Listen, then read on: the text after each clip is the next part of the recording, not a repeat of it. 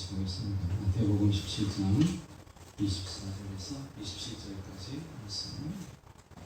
전성경 신약성경 29쪽의 말씀. 마태복음 17장 24절에서 27절까지 말씀. 제가 봉독해 올립니다. 가버나움에 이르니 반세계를 받는 자들이 베드로에게 나와 이르되 너희 선생은 반세계를 내지 아니하느냐 이르되 내신다 하고 집에 들어가니 예수께서 먼저 이르시되 시몬아 내 생각은 어떠하냐 세상 임금들이 누구에게 관세와 국세를 받느냐 자기 아들에게냐 타인에게냐 베드로가 이르되 타인에게이다 이게이니이다. 예수께서 이르시되 그렇다면 아들들은 세를 면하리라. 그러나 우리가 그들이 실족하지 않게 하기 위하여 내가 바다에 가서 낚시를 던져 먼저 오르는 고기를 가져 입을 열면 돈 한 세계를 얻을 것이니 가져다가 나와 너를 위하여 주라 하시니라. 아멘. 오늘 이 말씀 가지고 하나님의 공급이라는 제목으로 함께 말씀을 나누고자 합니다.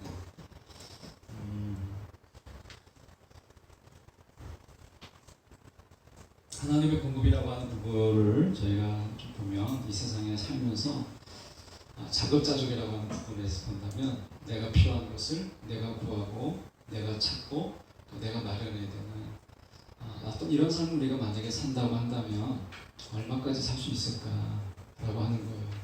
어차피 우리가 세상이라고 하는 것은 사람 인자가 우리가 보면 한쪽이 기울어져 있고 한쪽이 받쳐져 있는 것처럼 혼자 살 수 없는 인간의 한계를 우리가 사람 인자에서 보여주고 있는 것처럼 사람은 혼자 살 수 없다라고 하는 거예요. 그래서 혼자 스스로 뭔가 작업하고 자족하는 이런 모습들은 우리가 어렵다라고 하는 거죠.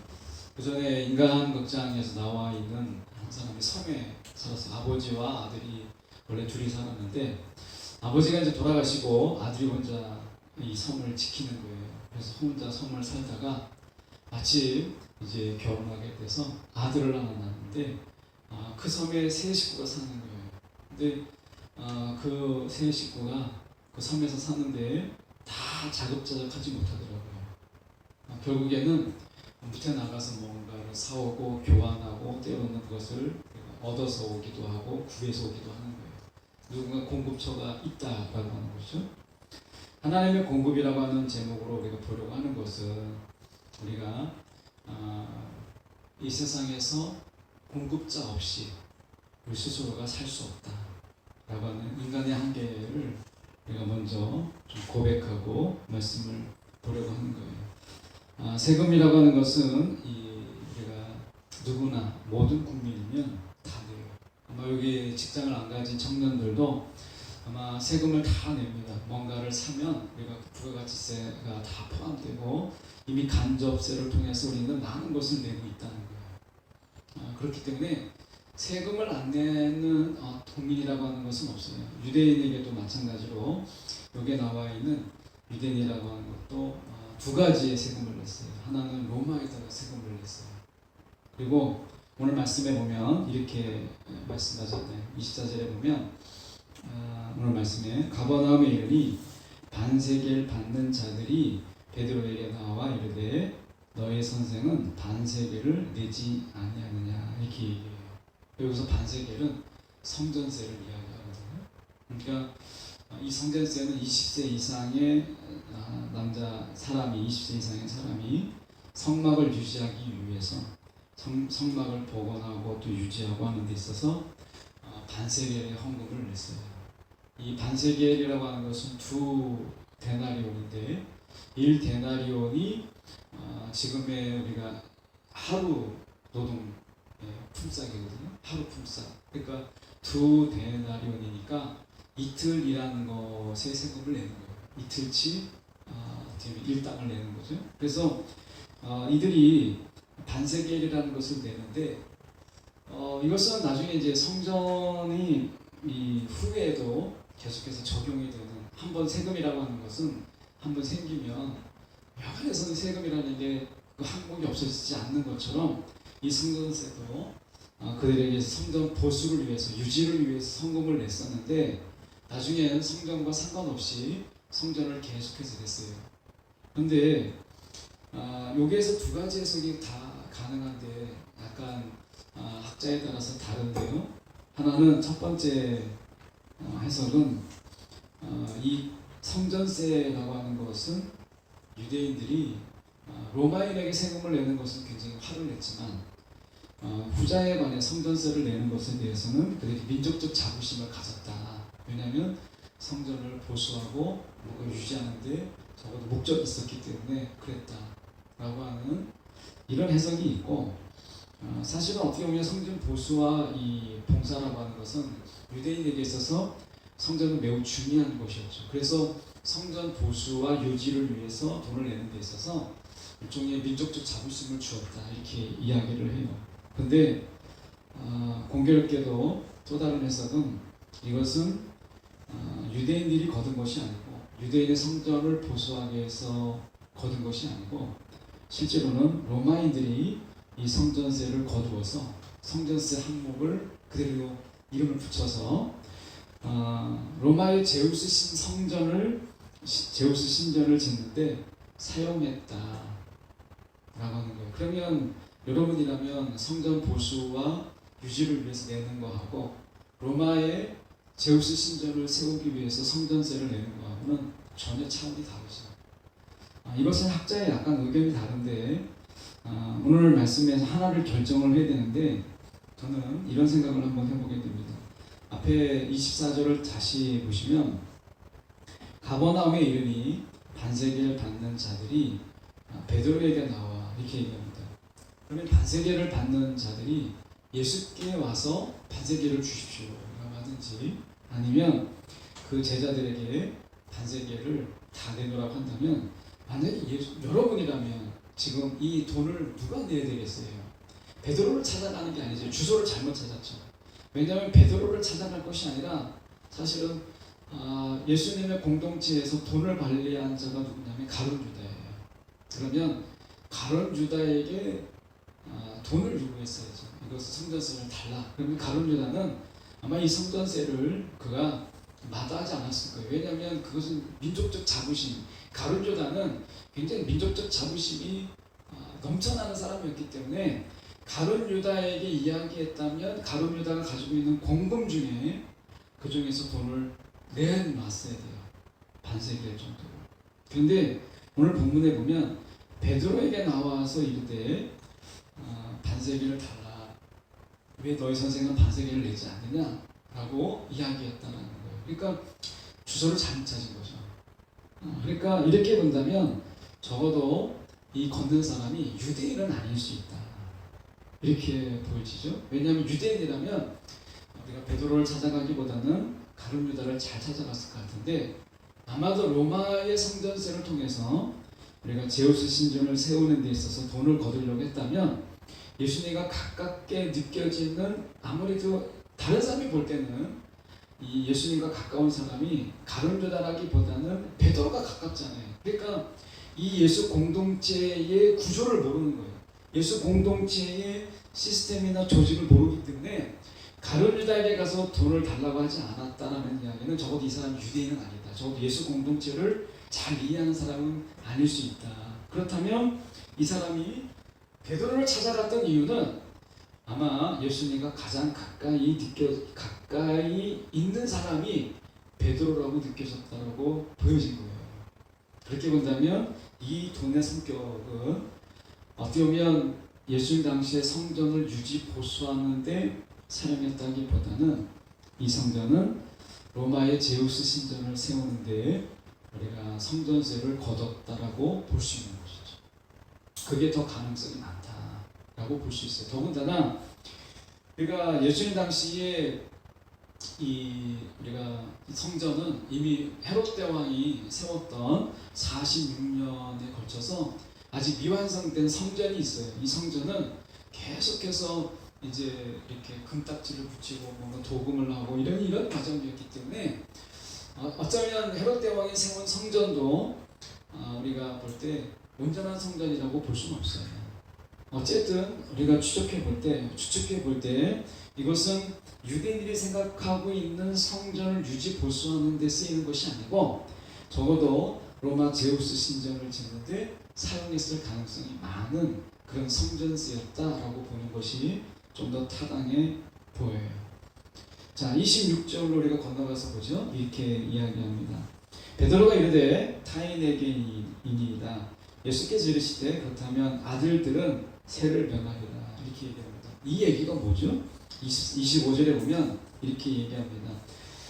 시몬아, 내 생각은 어떠하냐? 세상 임금들이 누구에게 관세와 국세를 받느냐? 자기 아들들에게냐? 타인에게냐? 지금은 다 대통령도 우리가 민주사회 대통령은 다 세금을 내죠. 자기가 받는 어떤 월급에 또 자녀들도 다 월급에 세금을 내요. 근데 이것은 왕족제도라고 본다면 이것은 어떻게 보면 우리가 이 왕은 세금을 내지 않죠.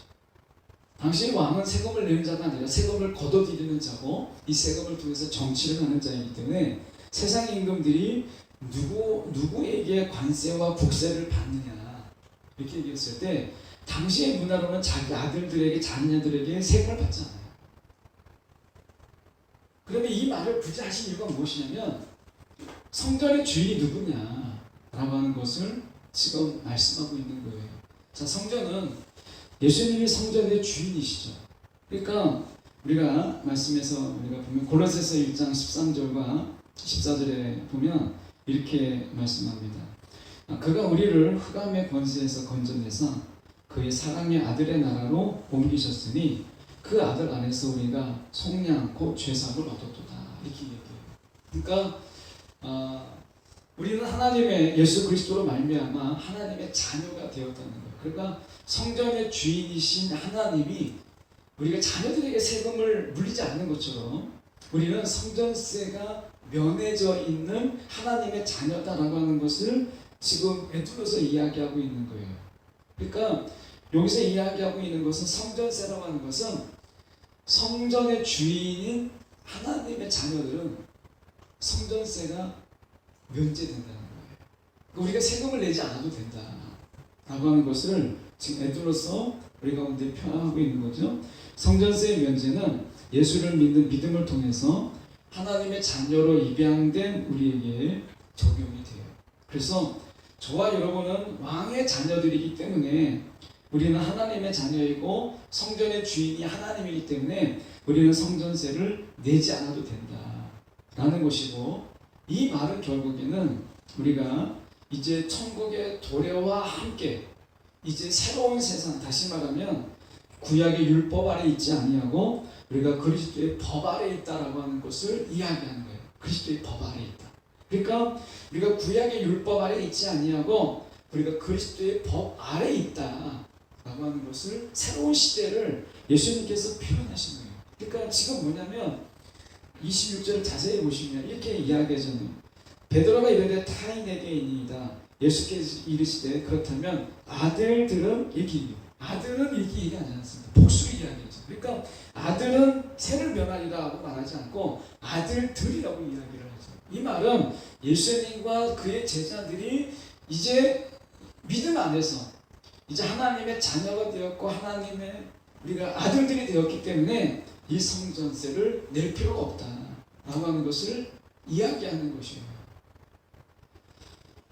예수님은 우리가 이 성전세가 면제된다고 하는 이 말씀을 통해서 우리가 하나님과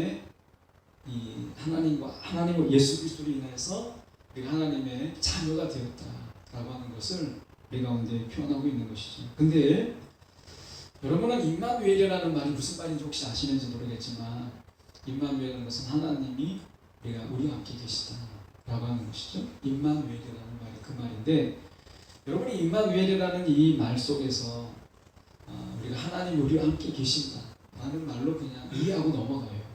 그런데 이 말 속에 우리가 깊은 의미가 있는 것을 좀 더 우리가 생각해 보려고 해요. 자, 임마누엘이다라고 하는 것은, 자, 하나님이 원래 우리와 도저히 같이 할 수 없는 분이세요.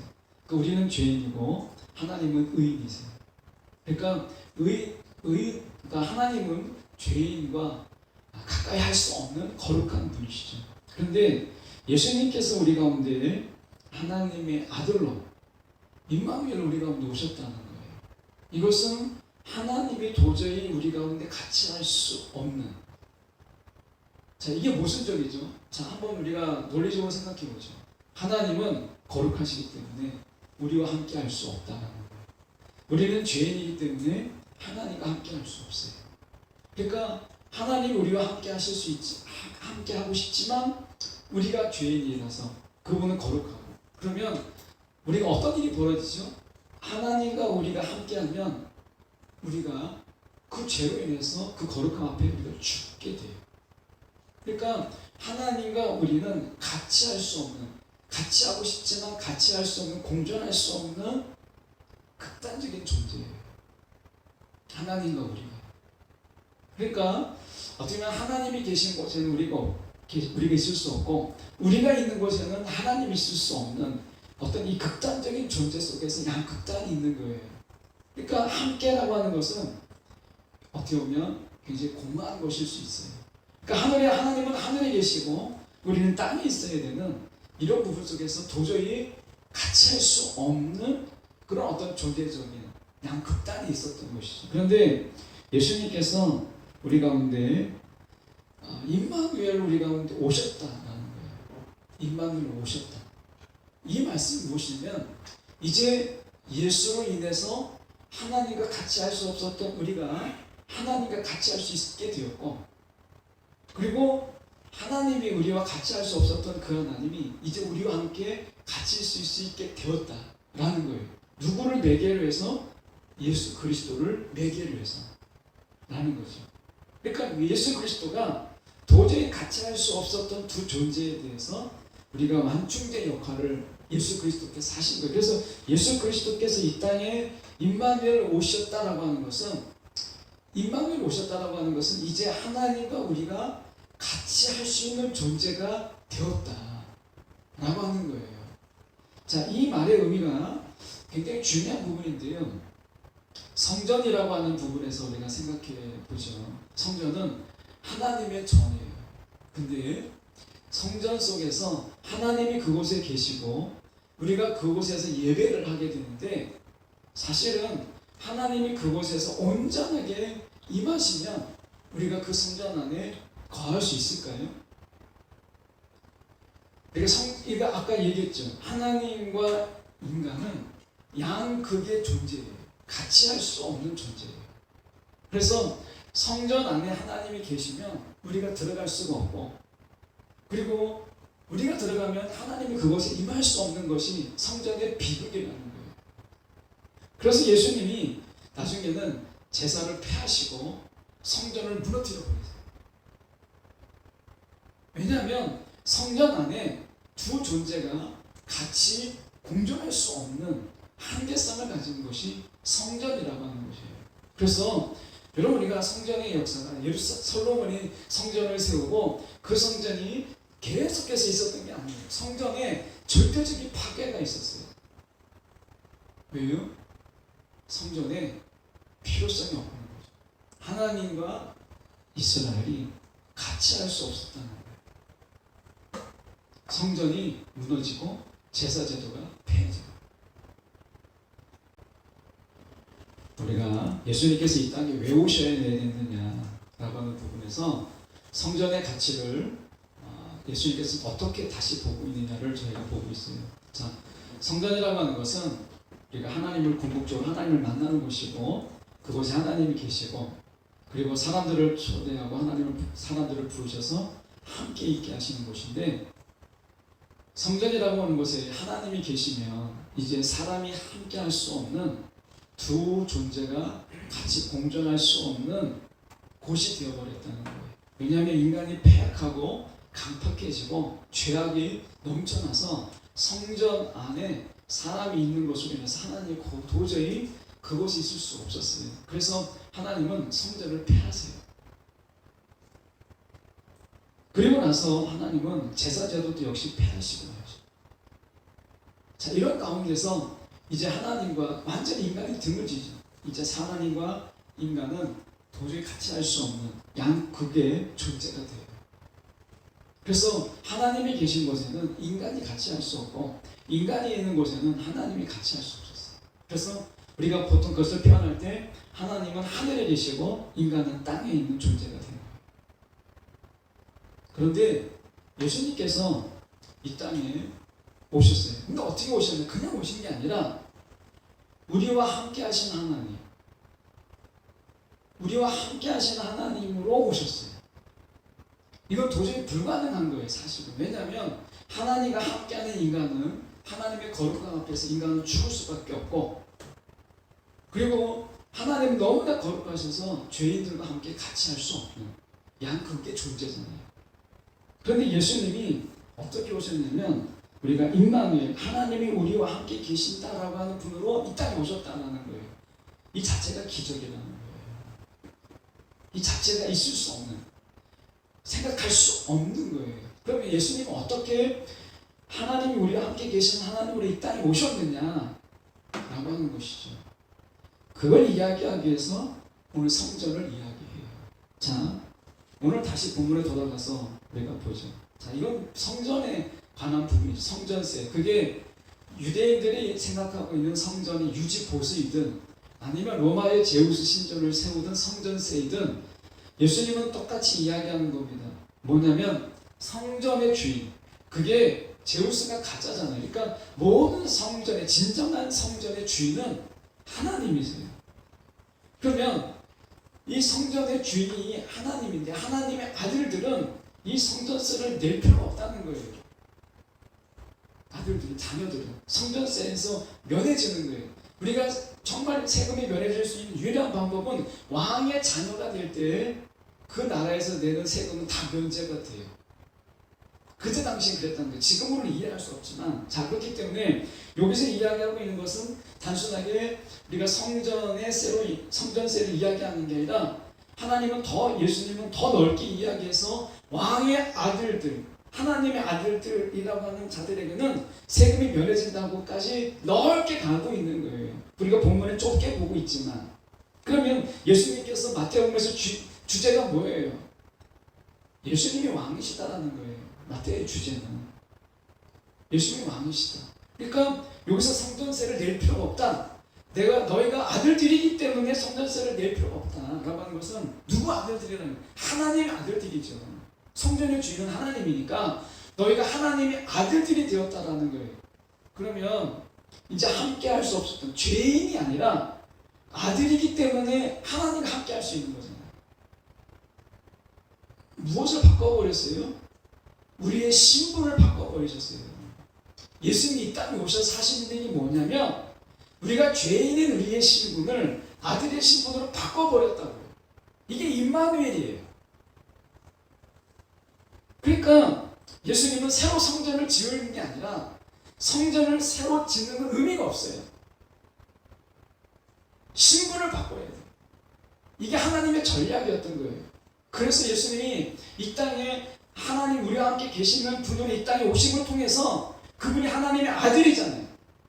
그분만이 가능한 일인 거예요. 왜냐하면 누가 와도, 어떤 선지자가 와도 우리는 하나님의 아들이 될 수 없어요.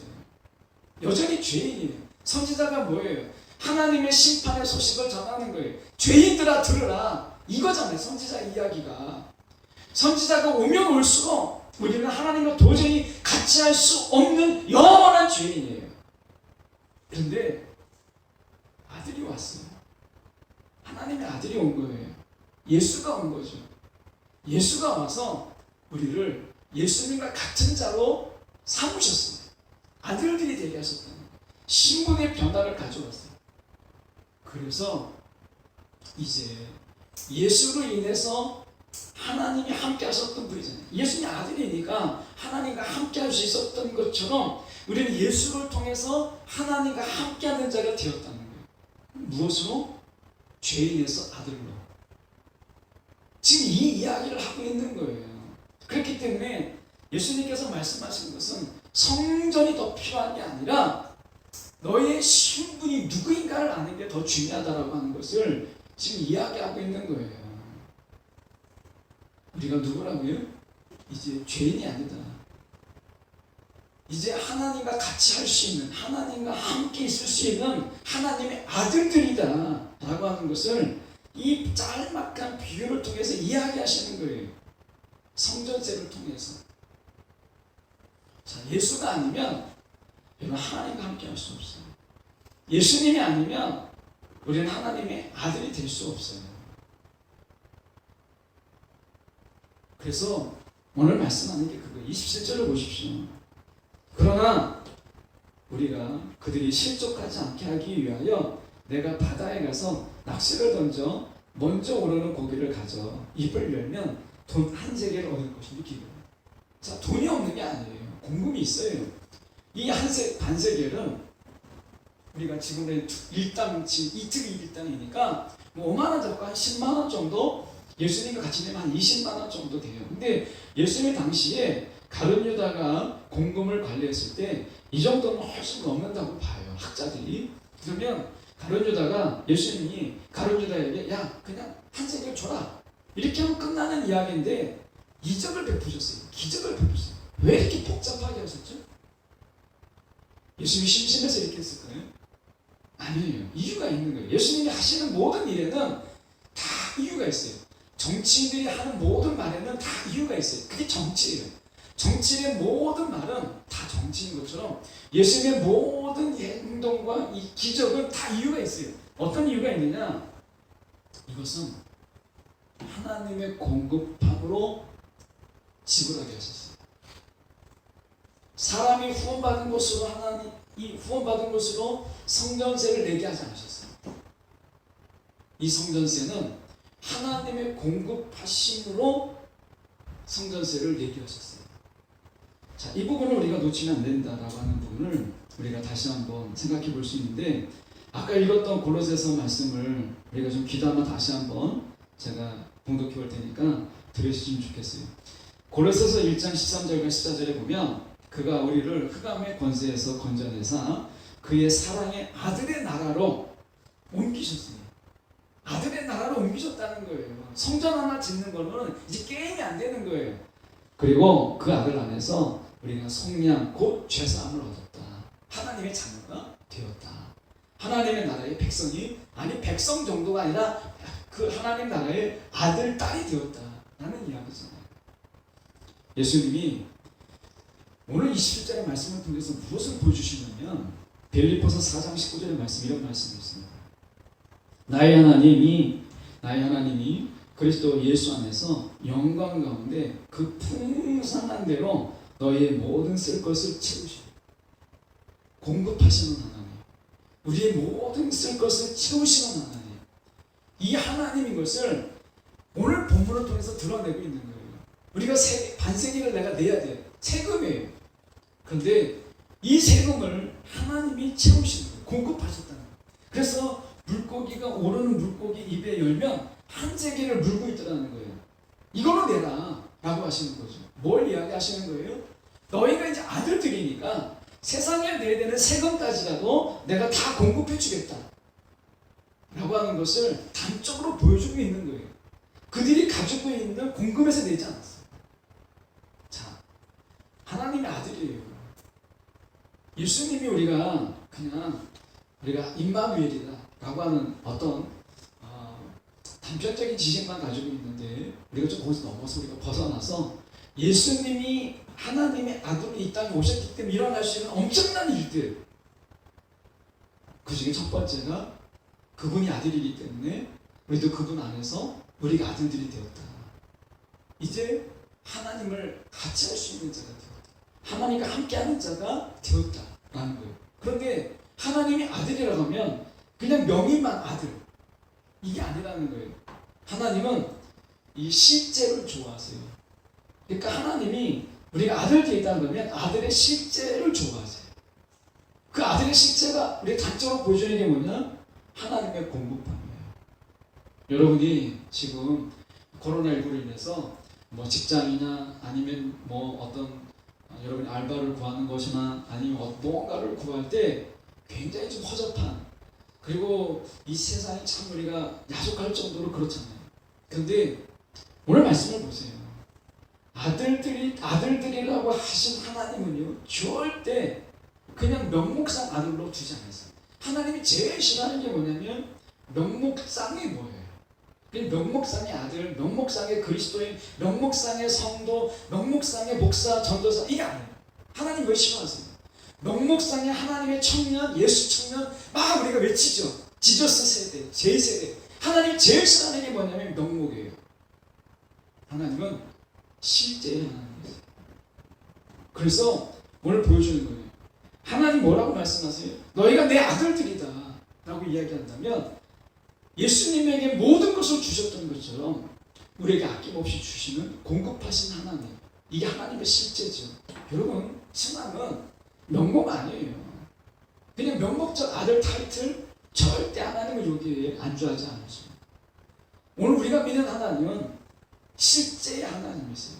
그래서 우리 가운데 기적을 베푸서라도 우리 가운데 공급하시는 하나님이세요.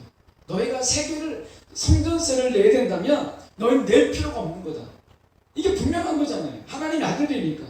그렇다면 너희가 이 세상의 사람들이 시험 들지 않게 하기 위해서 내야 된다면 공급으로 내지 마라. 그건 헌금이니까.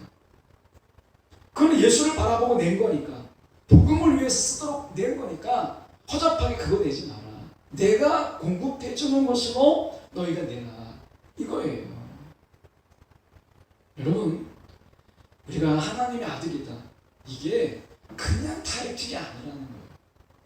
세상에 그냥 명예직이 아니에요. 여기 불암산 여러분이 아시다시피 이 불암산이 있죠. 이 불암산에 명예산주가 누군지 아세요? 우리가 탤런트 최불암 씨예요. 최불암 씨가 이 불암산에 이 명예산주예요. 이건 국가산이지만 최불암 씨가 명예산주로 최불암 씨로 돼 있어요. 불암 최불암이니까 제가 농담하는 게 진짜 검색하면 나와요. 진짜 이 최불암 씨가 명예산주로 여기 식주했었어요. 그분이 이 불암산의 명예산주예요. 근데 그분에게 뭐 주어진 아무것도 없어요. 그냥 타이틀이에요. 하나님은 이걸 싫어하세요. 명예로만 가지고 있는 거예요. 명예의 그리스도예요. 명예의 뭐 예수 참나 이런 거 싫어하십니다. 하나님은 실제의 하나님이세요. 믿으세요. 실제의 하나님이세요. 여러분이 필요한 거 하나님이 공급하십니다. 아들들이기 때문에, 딸이기 때문에 하나님이 여러분이 구하면 응답하세요. 하나님이 그냥 명예로서 여러분의 아버지 절대 그러신 분이 아닙니다. 하나님은 진짜 우리 아버지, 우리 아버지보다 더한 아버지로 우리 가운데 우리의 필요를 채우시는 하나님이세요. 우리가 명예의 그리스도인으로 명예의 청년, 예수 청년으로 머물기를 싫어하신 것처럼 하나님께서도 명예로운 아버지, 명예의 아버지, 명예의 아빠 이거 정말 싫어하세요. 여러분 기억하십시오. 하나님은 실제의 하나님이시다. 오늘 예수님은 이걸 보여주시는 거예요. 하나님의 공급을 통해서 우리가 진짜 아들이구나. 이 기적 하나를 통해서 우리 가운데 베푸시는 거예요. 여러분, 우리 가운데 기적은 있어요. 왜? 여러분은 하나님의 아들들이고 하나님의 딸이기 때문에. 그렇기 때문에 하나님이 우리 가운데 말씀하시는 거예요. 이 하나로 이야기하는 게 명예로 살지 마라. 명예직으로 살지 마라. 명예직. 그냥 오늘 내가 교회 나왔으니까 이런 명예직, 이런 타이틀로 살지 말라는 거예요. 실제가 있고 실질이 있는 이런 삶으로 살라는 거예요. 오늘 여러분 청년이들이잖아요.